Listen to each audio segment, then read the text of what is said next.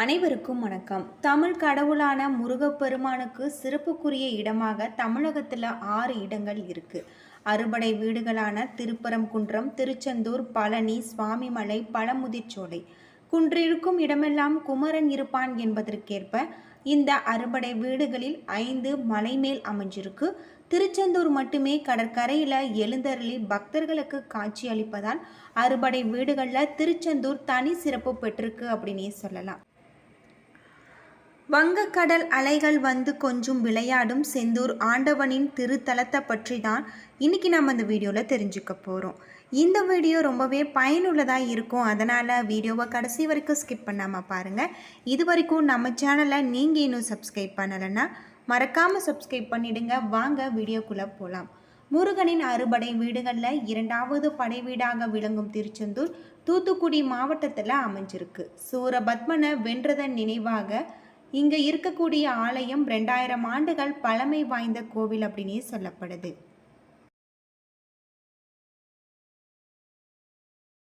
Hello friends, ரொம்ப நாளுக்கு அப்புறம் ஒரு பர்சனல் வீடியோ. சின்னதாக ஸ்கூட்டிலேருந்தே போயிருந்தாங்க. ஸ்பைனல் கார்டில் சர்ஜரி பண்ணிட்டாங்க. அதில் ஒரு சில காம்ப்ளிகேஷன்ஸ் ஆகி செகண்ட் சர்ஜரி போய் லைஃப் டோட்டலாக 3 months கம்ப்ளீட்டாக பெட்டில் தான் எழுந்துக்க முடியாத அளவுக்கு ஆயிடுச்சு. சரி, இப்பயும் அதே மாதிரி பெயின் அது இதுன்னு போயிட்டே தான் இருக்கு. சரி, எங்கள் ஃப்ரெண்ட் ஒருத்தவங்க தான் சொல்லியிருந்தாங்க, ஒரு அஸ்ட்ராலஜர் நம்பர் தரேன் பாருங்க என்னதான் அப்படின்னு சொல்லிட்டு. 1 week அப்புறம் தான் அவர்கிட்ட அப்பாயின்மெண்டே கிடைச்சது. பார்த்தா எனக்கு ஆல்ரெடி தெரிஞ்ச ஒருத்தர் தான் அவரு. பவன் நம்பூதிரி ஸ்ரீ வாராகி ஜோதிட நிலையம் வச்சிருக்காங்க. 1 week அப்புறம் தாங்க அப்பாயின்மெண்டே கிடைச்சது. கிட்டத்தட்ட 4 states வந்து பாக்குறாங்க. அந்த அளவுக்கு ஒரு பிஸியான ஒருத்தர். நம்ம போன்லயே கூட கன்சல்டேஷன் வாங்கிக்கலாம். ஸோ இப்போ என்ன மாதிரி எல்லாம் ப்ரொசீட் பண்ணணும், என்ன மாதிரி விளக்கு போடணும்லாம் எனக்கு சொல்லியிருக்காங்க. ஸோ ஓரளவுக்கு எனக்கு நல்ல ஒரு கிளாரிட்டி கிடைச்சிருக்குங்க. இதே மாதிரி உங்க லைஃப்லயும் ஏதாச்சும் ப்ராப்ளம் இருக்கு, யாராச்சும் கைட் பண்ண மாட்டாங்களா இருந்தீங்களா, இவங்களை நீங்க ரெஃபர் பண்ணலாம். ஸ்கிரீன்ல கான்டாக்ட் நம்பர் இருக்கு. நன்றி நற்பவி, நல்லதை பவிக்கட்டும். முருகனின் இப்படை வீட்ட சிலப்பதிகாரம் திருச்சீர் அலைவாய் என்றழைக்கப்பட்டதாக சொல்லப்படுது.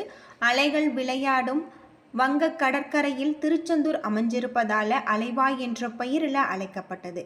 இறைவனுக்கு பெருமை சேர்க்கும் விதமாக இத்துடன் திரு என்ற அடைமொழியுடன் திருச்சீர் அலைவாய் என்று இலக்கியங்களில் பாடப்பெற்று இதுவே பெயரானது. அத்தோடு அலைவாய்ச்சேரல், வெற்றி நகர், சிந்துபுரம், விஜயசேந்திரம் என பல பெயர்களில் அழைக்கப்படுவதாக சொல்லப்படுது. இந்த கோவிலை காக்கும் வீரவாகு தேவரின் பெயரால் வீரவாகு பட்டினம் என்று சிறப்புக்குரியதாக சொல்லப்படுது. இதோடைய தல வளராறு அப்படின்னு பார்த்தோம்னா, கடுதமம் புரிந்து வரங்களை பெற்ற சூரபத்மன் தேவர்களை துன்புறுத்திருக்கான். அவனது கொடுஞ்செயல்களால் பாதிக்கப்பட்ட தேவர்கள் சூரபத்மனை அழிக்கும்படி சிவபெருமானிடம் தஞ்சம் அடைஞ்சிருக்காங்க. அவர்களது வேண்டுகோளை ஏற்று தன் நெற்றி கண்ணில் இருந்து 6 பொறிகளை உண்டாக்க அதிலிருந்து முருகப்பெருமான் தோன்றியிருக்காரு. இவ்வாறு தோன்றிய முருகன் தந்தையின் கட்டளையை ஏற்று சூரபத்மனை வதம் செய்ய இங்கு வந்திருக்காரு. முருகப்பெருமான தரிசிக்க இந்த இடத்துல தவம் செய்து கொண்டிருந்த வியாழ பகவானுக்கு காட்சி அளித்து அசுரர்களின் வரலாற்றை அவர்களிடம் இருந்து கேட்டறிஞ்சிருக்காங்க. தனது படை தளபதியான வீரவாகுவ சூரபத்மன் தூதனுப்பியிருக்கான். ஆனால் அழிவின் விளிம்பில் இருந்த அசுரன் அதை மறைத்து யுத்தத்திற்கு அரைக்கோவல் விடுத்தான். முடிவில் முருகப்பெருமானால் வதம் செய்யப்பட்டு அவரது கொடியில் இடம் பிடித்து நட்பேறு பெற்றிருக்கான். வியாழ பகவானின் வேண்டுகோளை ஏற்று இவ்விடத்தில் தங்கிய முருகனுக்கு விஸ்வகர்மாவை அழைத்து ஆலயம் எழுப்பியிருக்காங்க. சூரபத்மனை வெற்றி கொண்டதன் குறிக்கும் பெயரால் ஜெயந்திநாதர் என்றழைக்கப்பட்ட முருகப்பெருமான் பெயர் மருவி செந்திநாதர் என்றும் திரு ஜெயந்திபுரம் என்பது திருச்செந்தூர் எனவும் மாறியதாக சொல்லப்படுது. ஓம் எனும் வடிவில் அமைஞ்சிருக்கக்கூடிய இந்த திருக்கோவில் 17ஆம் நூற்றாண்டில் கட்டப்பட்டு 157 அடி உயரம் கொண்ட இந்த கோவிலின் கோபுரம் 9 தளங்களை கொண்டதாக அமைஞ்சிருக்கு. யாழ் மட்டத்திற்கு மேலே 137 அடி உயரமும், வடக்கிலிருந்து தெற்காக 90 அடி நீளமும், கிழக்கு நோக்கி மேற்காக 65 அடி அகலமும் கொண்டிருக்கு. கோபுர உச்சியின் மேற்புறம் 20 அடி அகலம் மற்றும் 49 அடி நீளம் கொண்டிருக்கு. கோபுரம் 9 தளங்களை கொண்டிருக்கு என்பதை குறிக்கும். கோபுரத்தின் உச்சியில் 9 கலசங்கள் இருக்கு. இந்த திருக்கோவிலில் உள்ள சண்முக விலாசம் என்னும் மண்டபம் 120 அடி உயரமும் 60 அடி அகலமும் கொண்டு பிரம்மாண்டமாக அமைஞ்சிருக்கு அப்படின்னே சொல்லலாம். கோவிலின் எதிர்ப்புறம் 2 மயில்களின் சிலையும் 1 நந்தியின் சிலையும் அமைக்கப்பட்டிருக்கு. மயில்களில் 2இல் முதலாவதாக இருப்பது இந்திரனையும் 2வதாக இருப்பது சூரபத்மனையும் குறிக்கிறது. நந்தி பெருமான் பஞ்ச லிங்கங்களின் வாகனமானவர். முருகப்பெருமான் இருவேறு தோற்றங்களை தனித்தனியே எழுந்தருளி அருளிப்பது இந்த திருக்கோவிலின் சிறப்பு. தெற்கு திசையை பார்த்தவாறு சண்முகர் என்ற பெயரில் கிழக்கு திசையை பார்த்தவாறு பால சுப்பிரமணிய சுவாமி என இவ்வாறு இருவேறு சன்னதியில் அருள் புரிஞ்சிருக்காங்க அப்படின்னே சொல்லலாம்.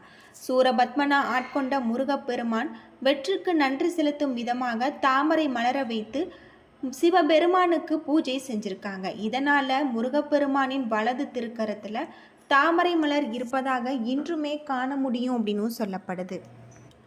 சிவயோகி போல தலையில் ஜடாமகுடம் தரித்திருக்கும் இவருக்கு இடது பின் சுவற்றில் ஒரு லிங்கம் இருக்கு. இந்த லிங்கத்துக்கு தீபாராதனை காட்டிய பிறகு முருகப்பெருமானுக்கு தீபாராதனை நடக்கிறது.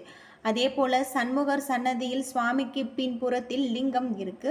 லிங்கங்கள் இரண்டுமே இருளில் அமைஞ்சிருப்பதால தீபாராதனை வெளிச்சத்தில் மட்டுமே பார்க்க முடியும் அப்படின்னு சொல்லப்படுது.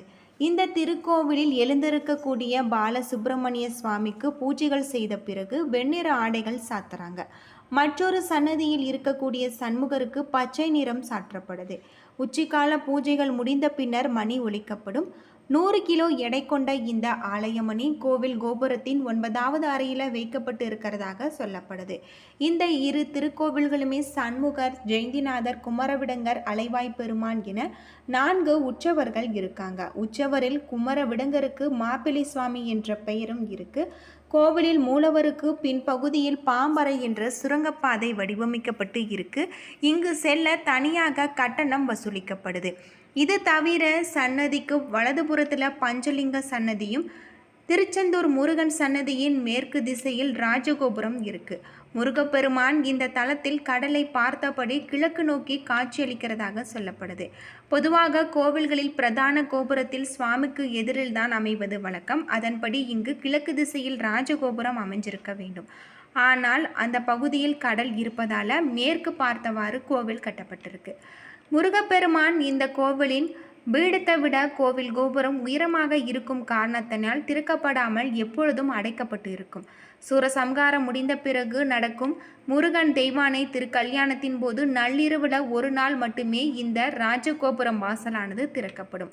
சர்க்கரை பொங்கல், கற்கண்டு, தினைமாவு பொரி, வடை, அப்பம், பிட்டுமாவு, பால்கோவா, தோசை, தேன்குழல், அதிரசம், சுயன் ஆகியவை உணவாக முருகப்பெருமானுக்கு நைவேத்தியமாக செய்யப்படுது.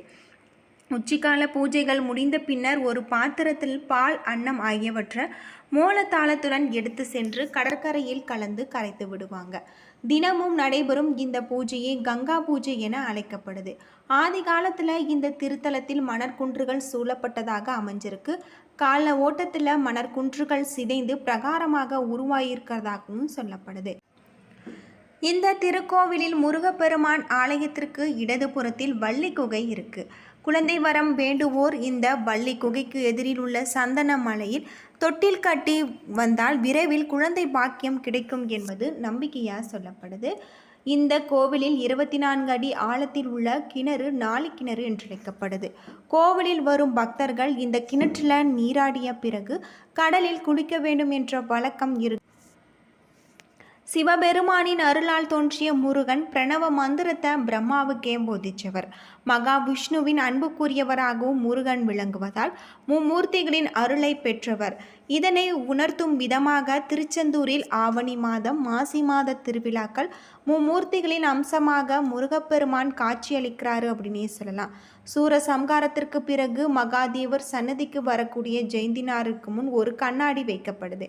அந்த கண்ணாடியில் தெரியும் பிம்பத்திற்கு அபிஷேகம் செய்கிறாங்க அர்ச்சகர். இந்த நிகழ்வினை சாயாபிஷேகம் என்று அழைக்கப்படுறதாக சொல்கிறாங்க. என்ன நண்பர்களே, இந்த வீடியோ உங்களுக்கு பயனுள்ள தகவலை தந்திருக்கும்னு நினைக்கிறேன். வீடியோ பிடிச்சிருந்தால் லைக் பண்ணுங்கள், ஷேர் பண்ணுங்கள், கமெண்ட் பண்ணுங்கள். இது போல தகவலை தெரிஞ்சுக்க நம்ம சேனலை மறக்காமல் சப்ஸ்கிரைப் பண்ணுங்கள். நன்றி நண்பர்களே.